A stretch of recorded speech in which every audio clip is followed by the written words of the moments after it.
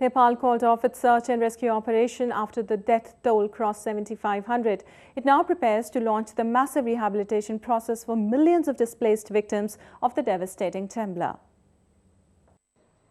10 days after the catastrophic earthquake ravaged the Himalayan nation, Nepal called off its search operations after authorities reckoned there can be no more survivors. Kathmandu authorities on Monday requested all the 34 countries involved in rescue work in Nepal to withdraw. It has, however, requested India to supply equipments to remove the huge pile of rubble and help in its rehabilitation process. Nepal's foreign ministry said that up to 10,000 people could have been killed in the earthquake. Now most of the work has already been done. Now 10-20% is left behind, and in some of the days it will be clarified. There may be 10,000 people to be dead, it is supposed, but we wish it not have to be in that number.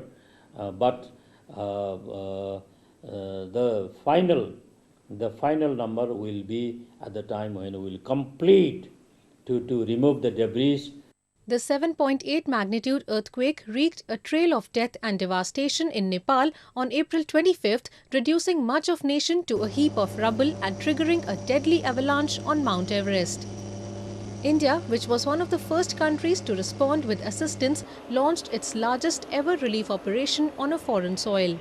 So far, up to 7,500 people have been confirmed dead, including 41 Indians and at least 14,355 others injured. Nepal thanked India for its prompt help and said the reconstruction of the land would be the next big challenge. It is a continuous process, you see. When the rescue work is finished, then it is started the relief works. After that, the reconstruction, regeneration and reviving process will be on.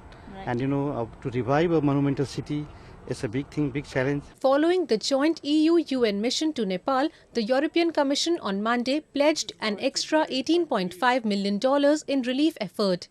UN agencies like the World Food Programme are striving to reach the interiors of Nepal in the Sindhu Palchok district and feed people there. Various international organizations are also providing aid to people of the heritage town of Bhaktapur, which has now been reduced to ruins.